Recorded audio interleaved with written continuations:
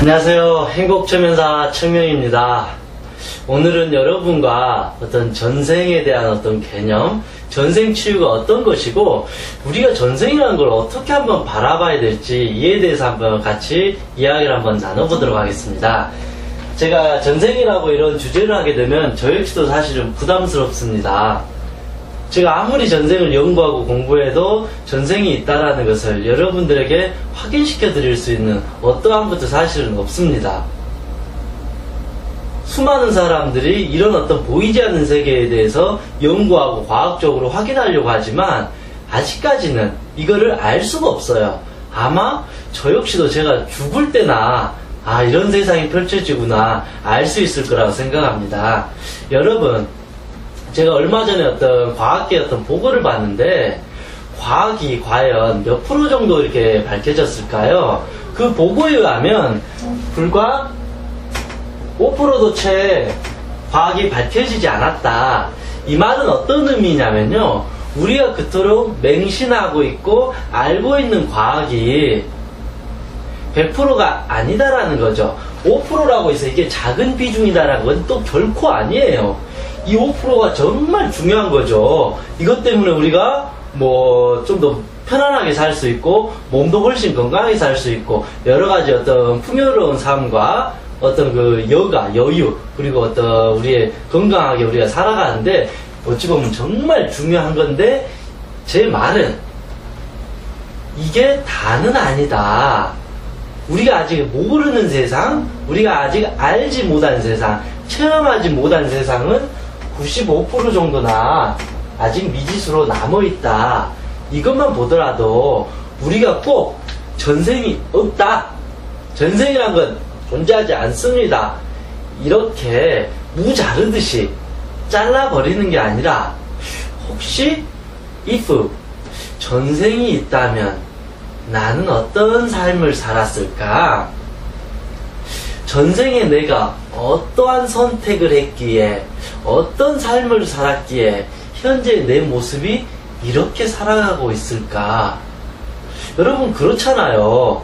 저는 그래요. 우리가 어떤 이 세상에 태어나기 이전에 무언가가 만약에 없었다라면 어찌 보면 누구나가 우리 공평하게 태어나야 되지 않나요? 왜 어떤 사람은 태어날 때부터 장애로 힘들게 살아야 되고, 왜 어떤 사람은 태어날 때부터 건강한 신체와 몸을 가지고 이렇게 태어나고, 왜 어떤 사람은 태어날 때부터 마음도 심약하고 또 힘든 가정환경에서 평생 고생하면서 어린 시절을 보내와야 되고, 왜 어떤 사람은 정말 즐거운 어떤 부모님 밑에서 행복한 가정에서 밝게 행복하게 살아가고, 다 다르잖아요. 이 지구상의 인구가 수십억 명이지만 다 달라요. 왜 어떤 이는 아프리카에서 정말 먹는 게 힘들고 이렇게 기아로 죽어가게 이렇게 살아야 되고, 왜 어떤 사람은 정말 풍족한 나라에서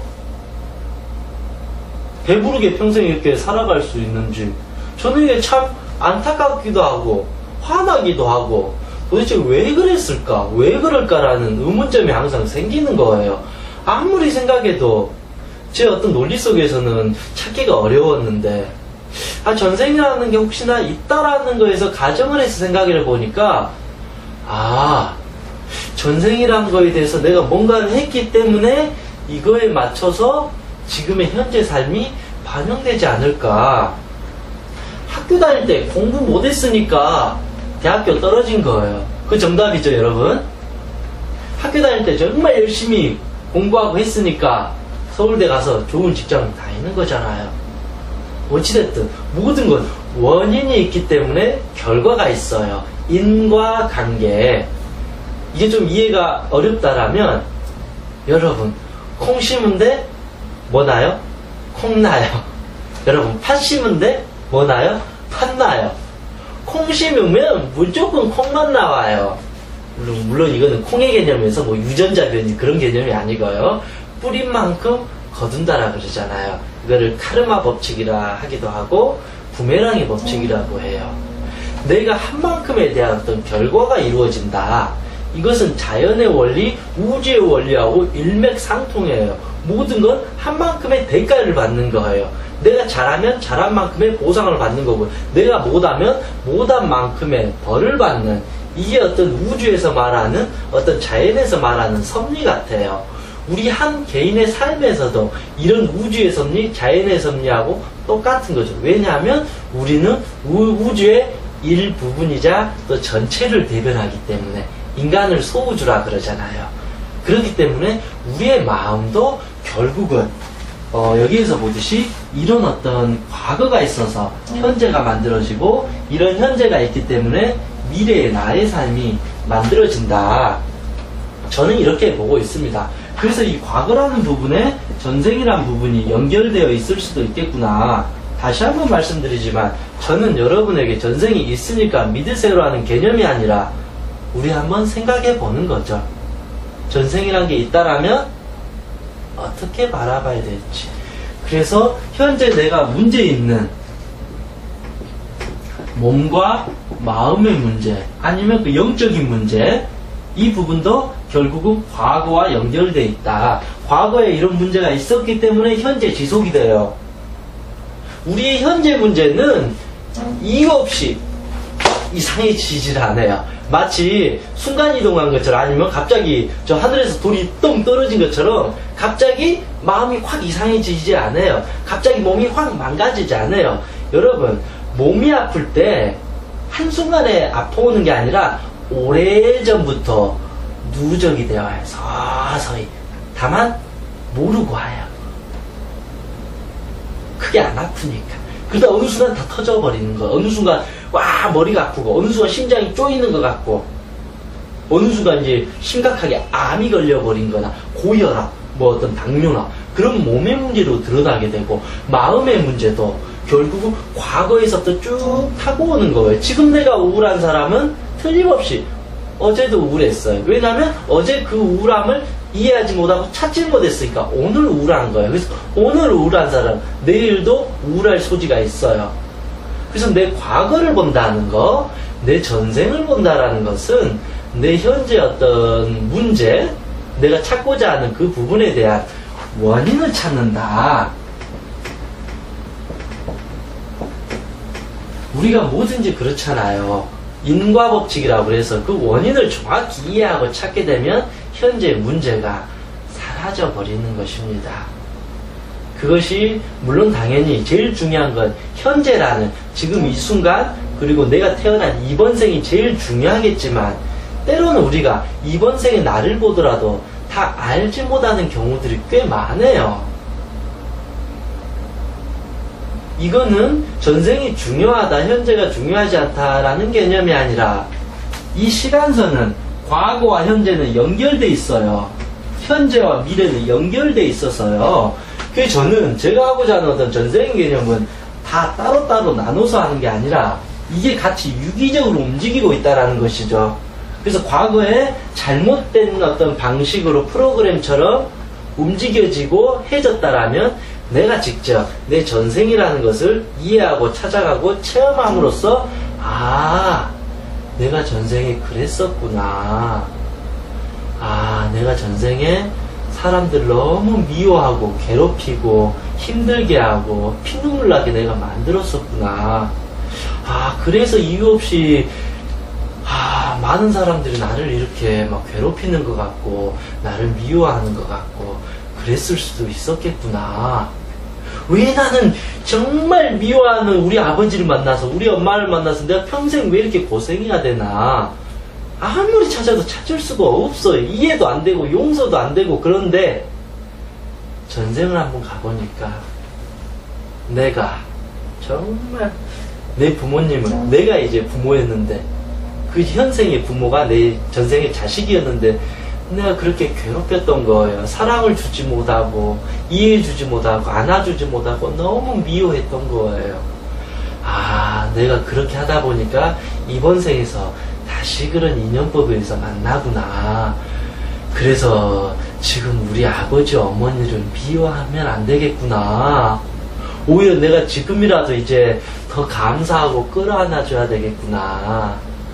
아, 그럼으로써 어떤 즐기고 즐긴 내 어떤 아버지와의 악연이라고 할 수 있는 그 고통의 마음을 이제 놓아버릴 수 있는, 집착을 놓아버릴 수 있는 그런 마음의 깨달음과 어떤 각성을 이룰 수 있게 된다라는 것입니다.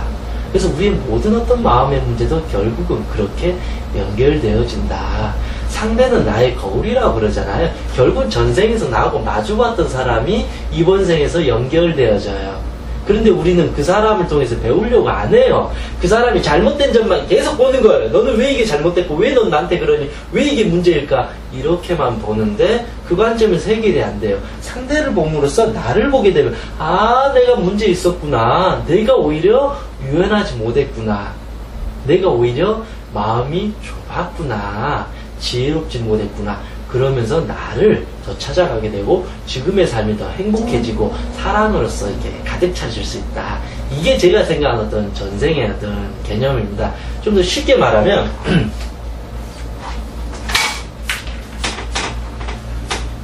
우리가 서울이라는 곳을 가고 싶어 해요. 그러면 이 작은 지도에는 서울이라는 곳은 어떻게 표기되냐면요, 점으로 나타나요. 여기가 서울이다. 근데 현재 내가 서울을 가려고 하면 길이 안 나타나 있어요. 그냥 어떤 고속도로 어떤 그 정도만 표시되어 있지, 어떻게 어떤 교통수단을 타고 시간이 얼마나 걸리고 어떤 루트로 가야 되는지에 대해서는 설명이 전혀 없어요.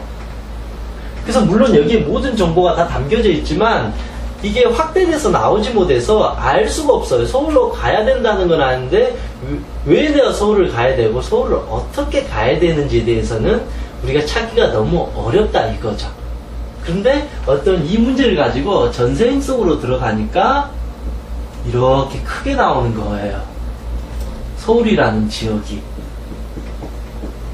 그러니까 여기서 딱 길이 나오는 거예요. 아, 시간은 전라도에서 가니까 10시간, 아니 5시간이 걸린다. 그리고 뭐 몇백 킬로가 걸린다. 서울 가는데 몇 번 국도로 어떻게 간다. 그리고 어떤 방법과 어떤 루트로 가야지 제일 좋다.